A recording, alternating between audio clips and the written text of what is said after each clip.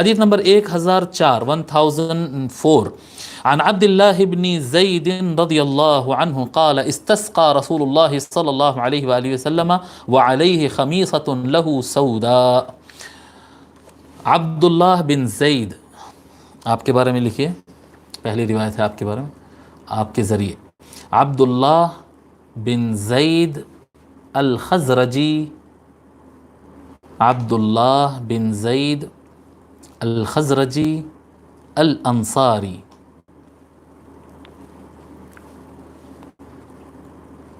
یہ صحابی ہیں،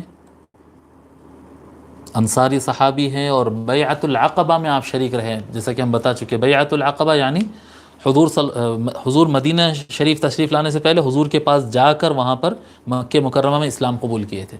تو بیعت العقبہ میں آپ شریک رہے، حضور صلی اللہ علیہ وآلہ وسلم کے ساتھ سارے جنگوں میں آپ شریک رہے، سارے غزوات میں آپ شریک رہے.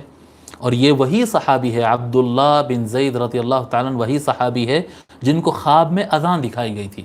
یعنی نماز کے لیے کس طرح سے بلانا ہے، حضور اکرم صلی اللہ علیہ وآلہ وسلم صحابہ کرام سے مشورہ کر رہے تھے. تو کوئی مشورہ دے رہے تھے کہ آگ لگانا، کوئی کہہ رہے تھے وہ کیا کہتے، وہ بجاتے نہیں اعلان کرنے کے لیے بادشاہوں کے پاس تو اس طرح سے بجاتے، تو وہ بجانا، کوئی مشورہ، بہرحال صحابہ کرام میں ہر کوئی الگ الگ مشورے دے رہے تھے.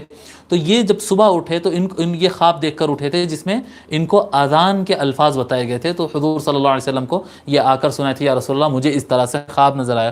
حضور صلی اللہ علیہ وسلم فرمایا یہ من جانب اللہ. تو اذان کے الفاظ جو ہے آپ سے آئے ہیں. ٹھیک ہے، آپ کا انتقال 32 ہجری کو ہوا، 32 ہجری، سن 32 ہجری کو آپ کا وصال ہوا. یہ حضرت عثمان غنی رضی اللہ عنہ کا دور ہوتا.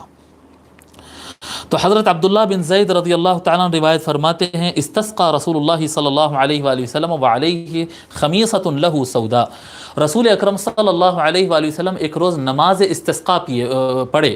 یہ جو پانی کے لیے، بارش کے لیے جو نماز پڑھتے ہیں نا، خصوصی اور اسپیشل دعا کرتے ہیں، تو نماز استسقاء حضور صلی اللہ علیہ وآلہ وسلم پڑھے، جبکہ آپ کے اوپر ایک مخصوص بلیک کلر کی شال تھی. تو مطلب حضور صلی اللہ علیہ وسلم کالے رنگ کا کپڑا بھی استعمال کیا. اب کالا ہو گیا، لال ہو گیا، ہرا ہو گیا، سفید ہو گیا، تو حضور صلی اللہ علیہ وآلہ وسلم بلیک کلر کی شال بھی استعمال کیے. یہ روایت بھی آ گئی ہے.